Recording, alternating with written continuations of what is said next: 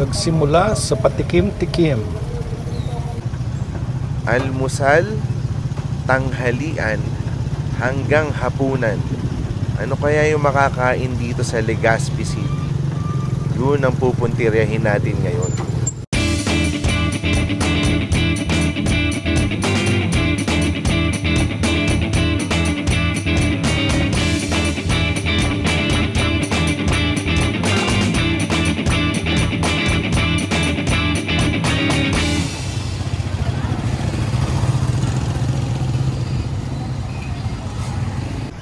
Uunahin ko na yung sabi nung van service provider na kaibigan nating si Richie.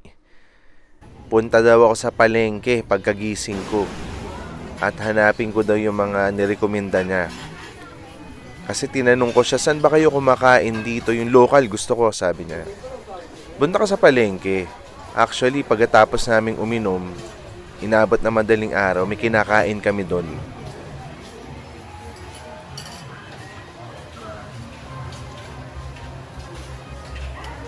At nahanap ko nga dito sa Legazpi Public Market, ito yung Lanas Halo-Halo and Obat. Almusal ko siya makakain.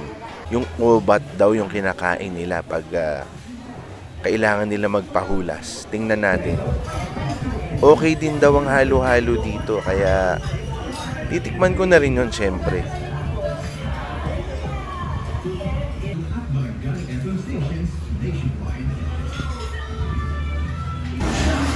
Obat. Ngayon lang tayo nakarinig ng Obat. Tapos sabi ni Richie, pag nakainom sila, ito talaga yung kinakain nila. Kasi tinanong ko, ano ba dito talaga? Pansit ba ito ba? Talaga bang kinalas? Pag nakainom kayo, nagugutom kayo, ganyan. Sabi niya, ang go-to ko dito sa Nepalengke, dito sa Lanas. Bukod sa halo-halo daw, yung Obat. So, sinadya ko. Para sa atin, mukha siyang Gotong Batangas. Hindi ko lang alam kung ano to, pero tikman ko na yung sabaw.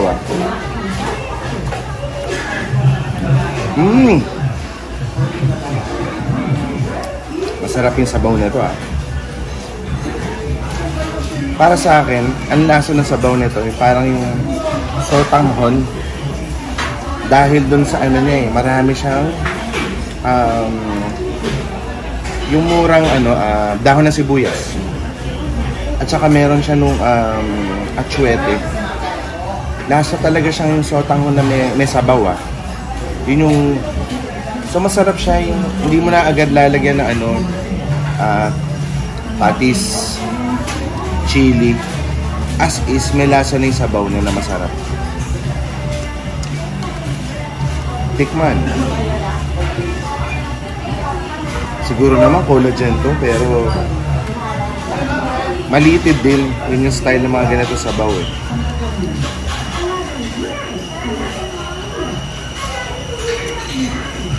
Wow. Beef pala to. Sarap.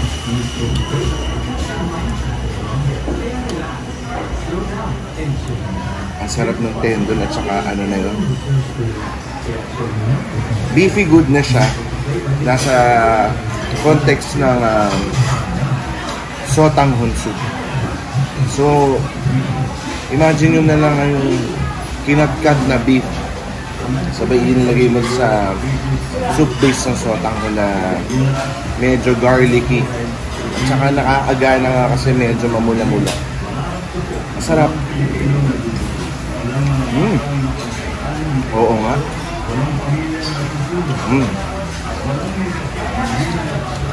Medyo panalo nga ito. Wala siya laman loob. Puro karne at saka yung tendon. So nagkamali ako. Talagang ibang-iba ang Obat sa Gotong Batangas. Iba ang laman niya at iba ang lasa niya. Napakagandang pampahulas nito. Ang sarap. At saka hindi siya yung mataba na mukhang magsasebo ng todo agad. Hindi na, wala nagpi-film sa labi ko na sebo. Sobrang sarap ng pasok nito. Ako, umagahan ko siya kinain. At welcome to my body. Sobrang sarap. Yun, at ang isa pang ibinilin sa akin ni Richie, wag kong hindi titikman yung halo-halo sa lanas.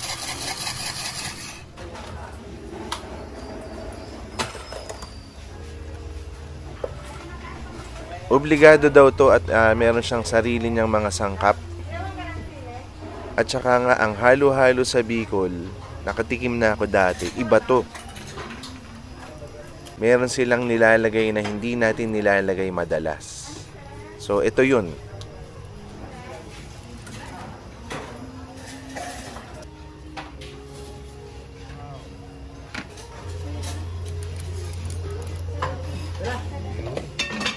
Tama yung pagkakaalala ko. Naghalo-halo kami dito, may keso. So unique, yun ang unique sa Bicol, may keso. Ito rin meron din ako nakikita ng ano kahit halo-halo siya, meron siyang corn. Ice cream din. Ano kaya flavor na ice cream? Hindi ube, di ba? Pandan. Sarap, halo ko na. Yan. May actual ube sa ilalim. Saya. Tikman na natin. Ang may ice cream pati at keso. Ang dami kong keso nakuha. Sarap. Naghalo doon sa ice cream. Magic talaga yung ano yung tamis alat. Ang malamig na dessert. Diba eh?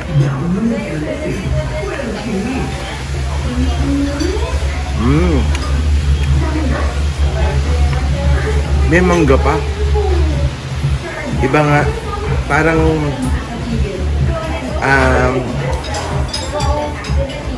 wala akong sabay, hindi sabay na nangingibabaw.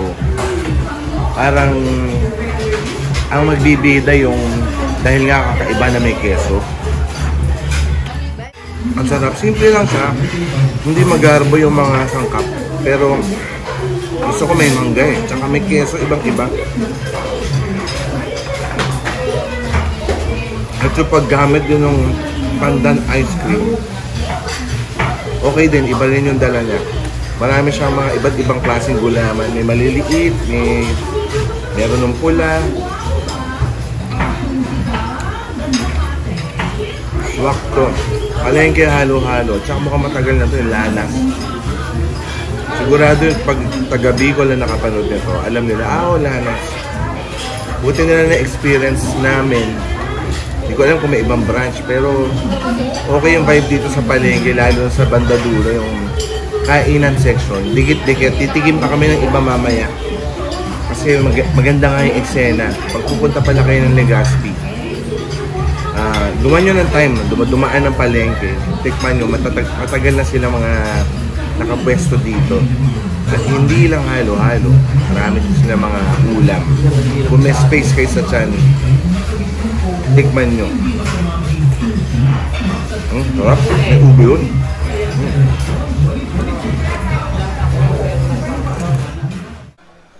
Yun pala yung lana sa palengke ng Legazpi.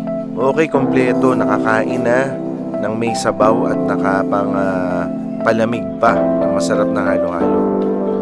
Ngayon, eksakto sa likod nun, merong lugawan.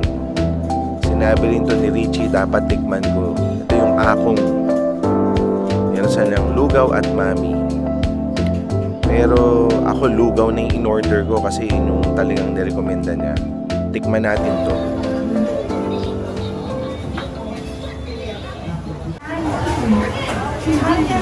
May itlog. Okay. Complete meal din siya. At saka hindi chicken. Puro laman loob din. Natin.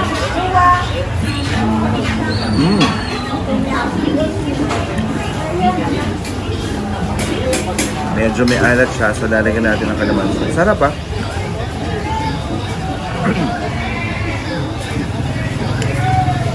White lugaw na malasang malasa.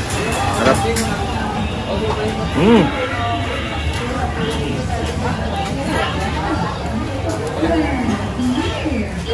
Tama si Richie. Buti na lang, sinunod natin siya. Okay na lugawan to at saka yung halo-halo kanina sa lanas.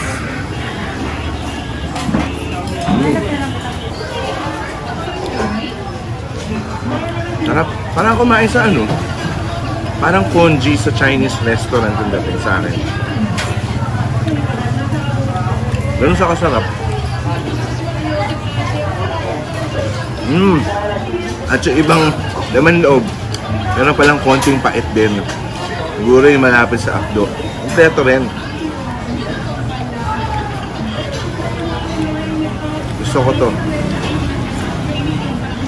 Pag nalasing ako dito, alam ko na kung saan ako pupunta sa palengke.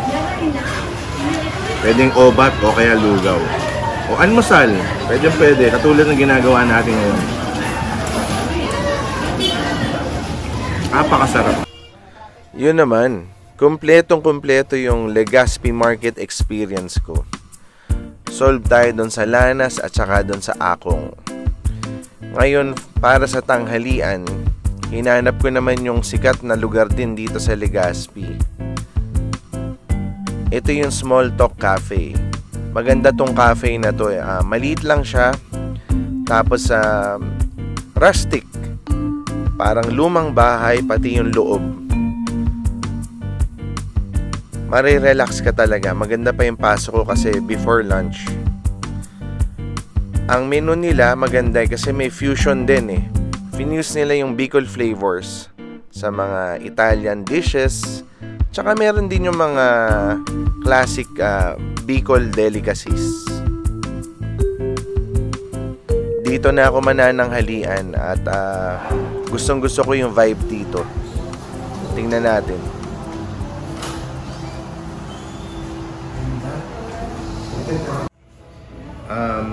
Dito tayo sa Small Talk Cafe. So alam mong nasa Bicol ka pag yung kanin mo Hugis Volcano. Pwede. Tapos nakachamba tayo dito ng tinutungan. Pero nakalagay sa menu nila adobo sa gata.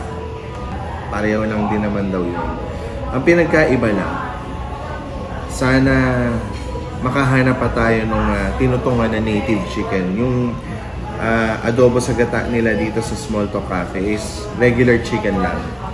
Pero in-order na natin kasi talagang pag ginataang manok yung adobo sa gata, di ba? Bicol region. Sinabi ko, spicy. Baka nga, malalaman na naman natin kung mapapahiya na naman ba ako sa sobrang anghang.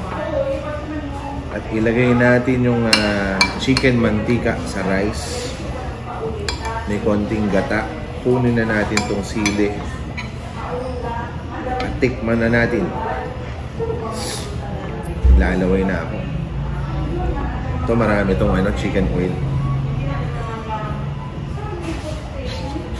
Mabango.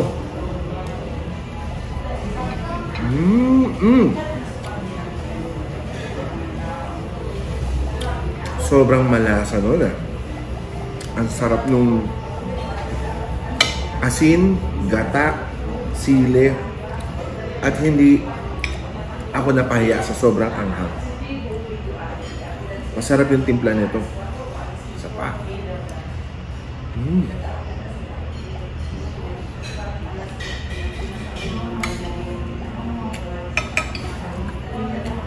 Masarap tong adobo sa gata na to. So siya yung hindi naman siya nalulunod sa gata. Actually, nakalutang siya sa mantika ng manok yun. Tapos nag-settle na lang sa ilalim yung gata na ginamit. So parang, in effect, parang gata reduction yung dating. Kasi sobrang malasa ng manok Parang kumapit yung pagkaka-adobo dun sa manok mismo Masarap na adobong gata dito sa Small Talk Cafe.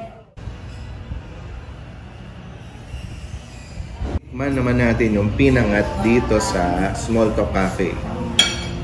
At meron ding maganda yung Nilagyan nila ng budbud na pula at green na sili.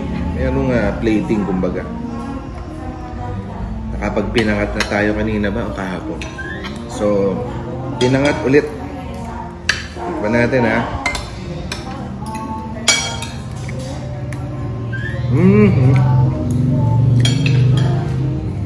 Same. Masarap. Yun talaga yung ano. Yung lasa ng dahon ng gabi talaga yung masarap dito.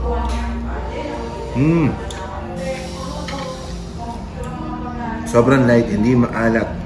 Kaya isang order mo ng pinangat parang actually kaya mo ubusan. At saka yun bago ko natutunan, bagay pala siya sa tinapay. Ang neutral niya lasa siya lang herby yung lasa niya dahil nga dun sa ang event nga yung dahon talaga nung gabi na yun. At umuo yung yung gata, ayun natanggal na rin yung liquid element, natira na lang yung sili, gabi. Sarap. Masarap to kaulam ng adobo sa gata. Sabayin natin Pero naiintriga pa rin akong kainin ng pinangat sa pandesal. Sabi kasi ni Richie masarap. Susubukan ko talaga yon. Mismo nga. Sarap ng adobo.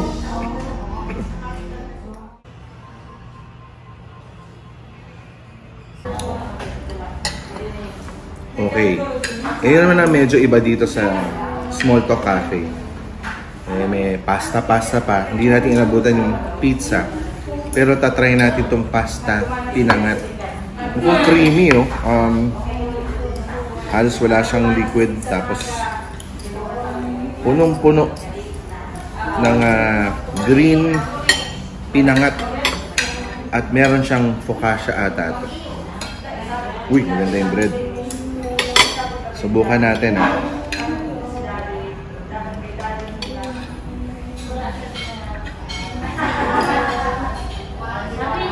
So, Bicolano na Italiano. Tingnan natin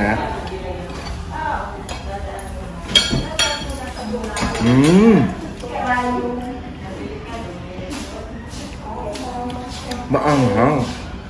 I-request natin maanghang. Manghang-hang to. At mas solid yung anghang nito kaysa dun sa tinutungang manok. May ehem to, may ehem. At manamis-namis. Hindi naman sumasapaw yung lasa nung laing. Creamy pasta yung dating na overall.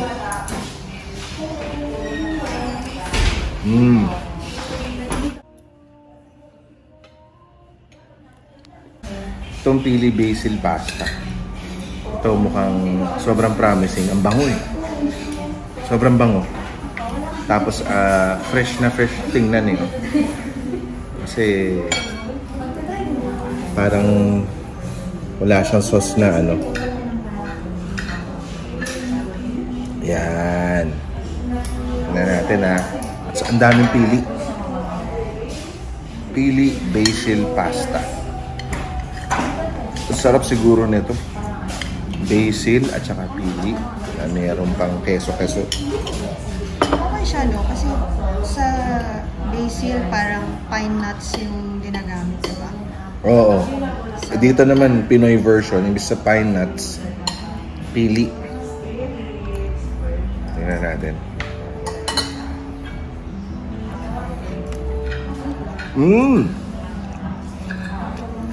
Sobrang sarap nito.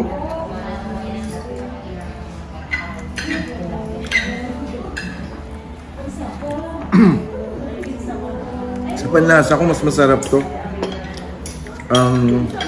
Sobra yung flavor sa bibig. Bango ng basil. Pero ang ganda ng olive oil siguro to. Basil at saka nuts at saka yung queso. Ang sarap ng overall na lasa sa bibig. Sobra.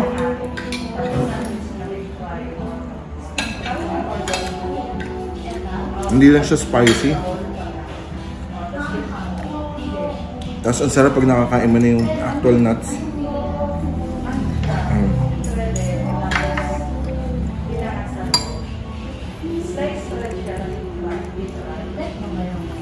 Wow.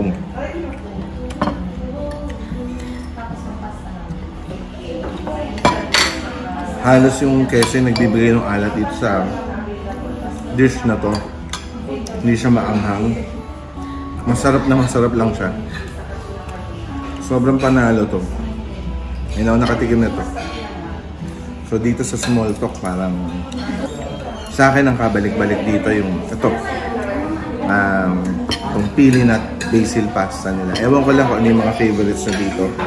Hindi ko na rin masusubukan lahat, pero masaya rin ako dun sa tinutong ng manok.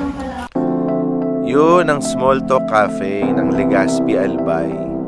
So pag magagawi kayo dito, gawan nyo ng panahon na magkape dito at saka kumain.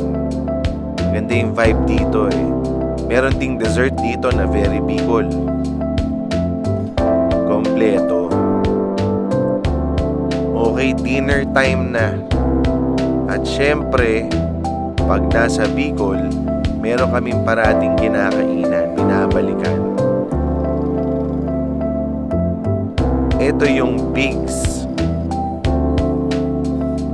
Diner.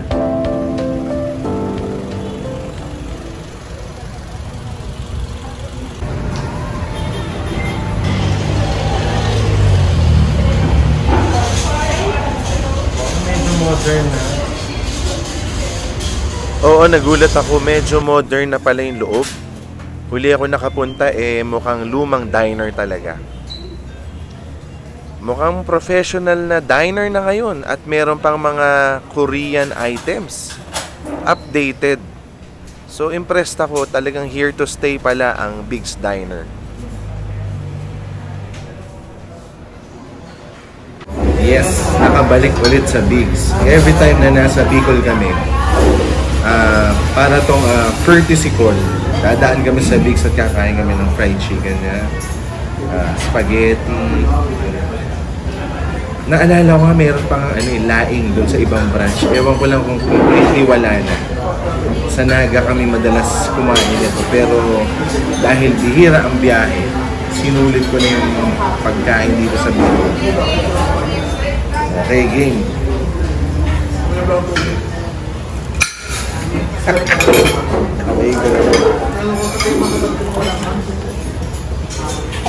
Wow. Sarap. Meron ba namang fried chicken na hindi masarap? Alam ko, naalala ko, meron ding sariling timpla yung spaghetti dito eh. Alalaning ko.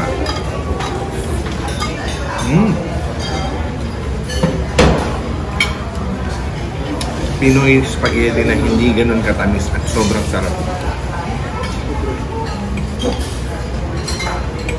Kailangan nyo matikman yung spaghetti dito. At ito combo na to. Parang ito yung Bicol's version of a diner. Ganda, sobrang. At nabasa ko parang meron na ata sila sa Manila.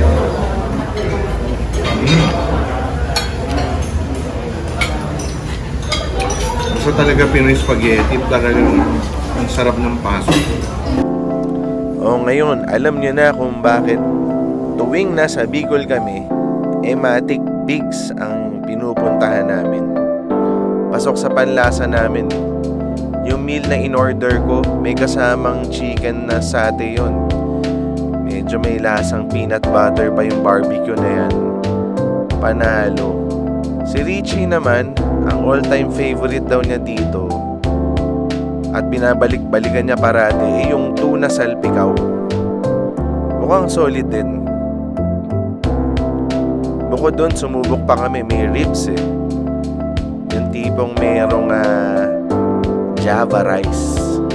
Classic na classic. At ang isa pang pampakompleto ng diner experience package ay yung shake nila. Order kami ng mango at saka ng strawberry. Walang kulang dito. Kasi masarap na yung kakainin mo. Masarap din yung ending mo. Mayroong masarap na shake. Big's Diner, matagal na to, 1980s pa. Sa tingin ko nga, hindi na to matitibag. Institusyon na to, gaya ng ibang mga sumisikat ngayong kainan. hindi papahuli to. Tikman nyo dito.